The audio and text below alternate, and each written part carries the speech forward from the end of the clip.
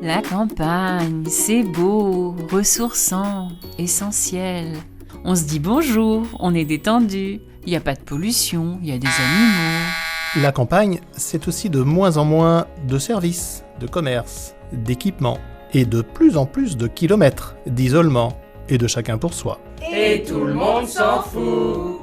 Tout le monde? Pas nous. Nous, c'est un groupe de citoyennes et citoyens de Loire-Atlantique. Pendant 6 mois, nous avons partagé, réfléchi et imaginé des pistes pour améliorer la vie de nos villages, mieux se déplacer et valoriser les initiatives locales.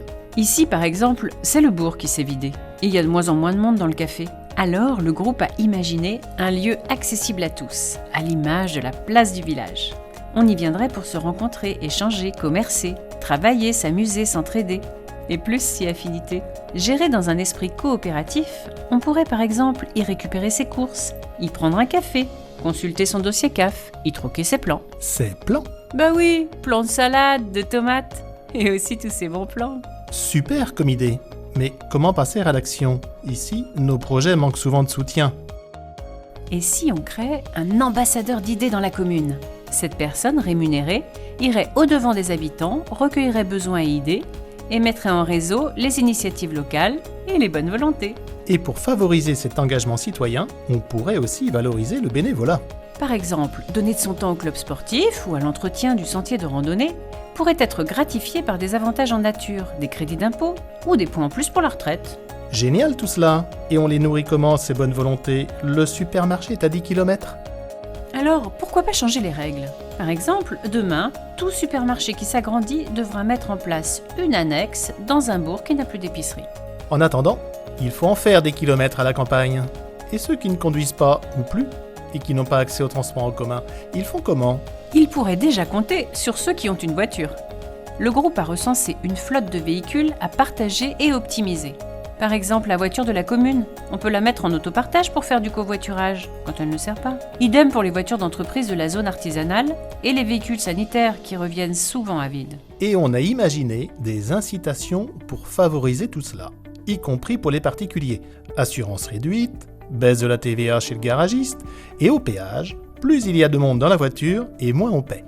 Ce serait plus de véhicules partagés, moins de coûts, et ce serait bon pour la planète. Comme les mobilités douces, on irait à l'école à vélobus comme en pédibus, à condition de créer des chemins apaisés pour aller au bourg. Finalement, il y en aurait des façons de se déplacer à la campagne. Pour s'y retrouver, notre ambassadeur pourrait nous aider à l'aide d'une plateforme qui regrouperait toutes les offres de mobilité publique et privée. Donc, si on se résume, se regrouper pour partager, se donner des conseils, inventer ensemble, ça offre des solutions pour se déplacer. Mais pas que. Il y a tant d'initiatives citoyennes dont on pourrait s'inspirer. D'ailleurs, j'ai un scoop. Un scoop? Enfin, une scope. Votre agence de voyage coopérative vous emmène à la découverte de nouveaux horizons.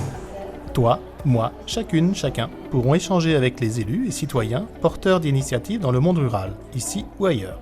On pourrait aller jusqu'à imaginer un mode d'emploi pour les implanter chez nous. Ce qui ne vous empêche pas d'avoir, vous aussi, des idées. Un concours citoyen ouvert à tous permettrait de les récolter. Et pour celles qui fleuriront et deviendront projets sur le territoire et partout ailleurs, on pourrait imaginer un label qui mette en valeur les initiatives réussies.